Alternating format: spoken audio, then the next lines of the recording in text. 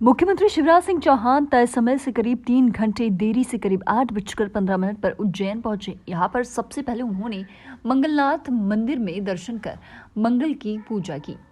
इसके बाद सीएम पत्नी साधना सिंह के साथ हरसिद्ध मंदिर के लिए रवाना हुए। यहां भी सीएम ने करीब आधे घंटे तक पूजन पाठ कर माता हरसिद्ध का आशीर्वाद लेंगे।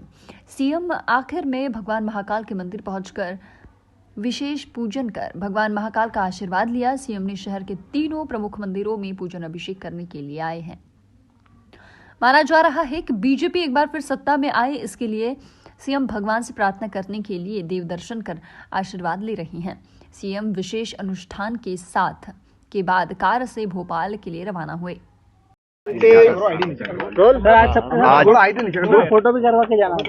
आज फिर सौभाग्य का दिन है कि महाकाल महाराज की शरण में आने का सौभाग्य मिला। कल राजस्थान में चुनाव प्रचार समाप्त करके फिर मेरी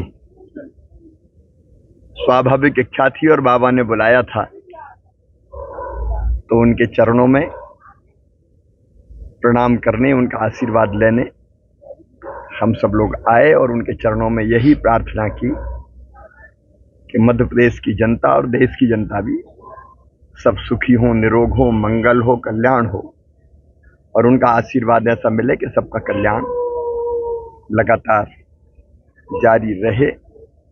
ये अद्भुत नगरी है और महाकाल महालोक की शोभा न्यारी है।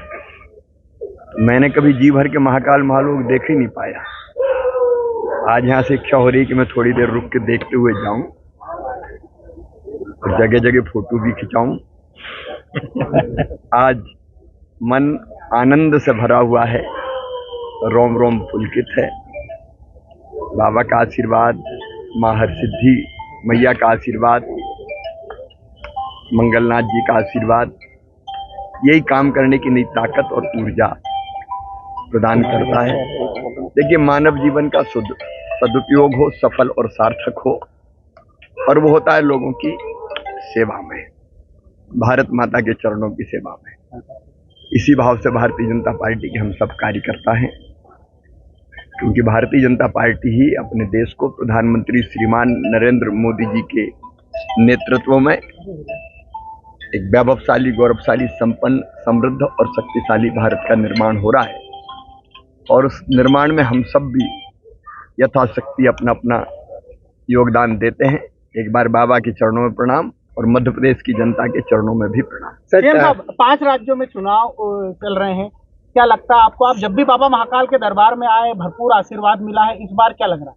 यहाँ आके मैं सब भूल जाता हूँ, लेकिन जो लग रहा है, नरेंद्र मोदी जी भारत को भगवान का वरदान है और उनके नेतृत्व में जितनी प्रगति अपने देश की हुई है वो अकल्पनीय और अद्भुत है।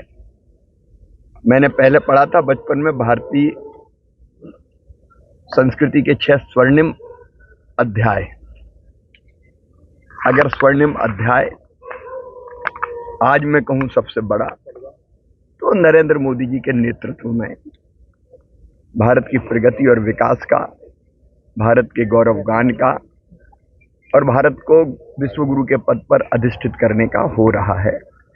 और हम सबको ये अंदर से आत्मसंतोष है कि हम भी अपना उसमें योगदान दे पा रहे हैं और मेरा पूरा विश्वास है कि भारतीय जनता पार्टी भारत के वैभव, गौरव को आगे बढ़ाने के लिए और भौतिकता की अग्नि में दग्ध विश्व मानवता को शाश्वत शांति के पथ का दिग्दर्शन कराने के लिए भारतीय जनता पार्टी को भारी सफलता सभी राज्यों में मिलेगी और 2024 में श्रीमान नरेंद्र मोदी जी के नेतृत्व में फिर केंद्र सरकार बनेगी। देश आगे बढ़ रहा है, देश आगे बढ़ता है। कल राजस्थान में मतदान है, पनौती शब्द पर आप क्या कहेंगे? ये कांग्रेस का मानसिक दिवालियापन नहीं है, उनकी बुद्धि मारी गई है। जाको प्रभु दारुण दुख देही, ताकि मति पहले हर लेही। और था पूरे देश की आंखों में, जनता की आंखों में आंसू थे भारत की हार पे, लेकिन ये इसलिए खुश हो रहे थे कि मोदी जी चले गए, भारत हार गया, मजा आ गया। अब ये भाव तो देश द्रोह की सीमा तक जाता है एक तरह से। देश की जीत पे जब देश की करोड़ों लोग आंखों में आंसू लिए, ऐसा असह दर्द और दुख झेल रहे थे, तब वो खुशी मना के व्यंग कर रहे थे कि मोदी जी चले गए। मोदी जी ने समाज के हर वर्ग का और खिलाड़ियों का भी जितना ध्यान रखा है, खेल को बढ़ाने के जितने प्रयत्न किए पहले भारत में कभी नहीं हुए, और हमारी टीम शानदार 10 मैच लगातार जीती। अब क्रिकेट बाई चांस होता है, एक आध हार गया तो कौन सा आसमान टूट गया, लेकिन हर चीज को कैसे भुना ले मोदी विरोध में, तो ये अंधे हो गए हैं। सचमुच में राष्ट्रीय शर्म हो गए हैं राहुल गांधी। सर एक सब आएंगी। सर एक सवाल था। न्यूज़ 11 के लिए भोपाल से संवाददाता सऊद सिद्दीकी की रिपोर्ट।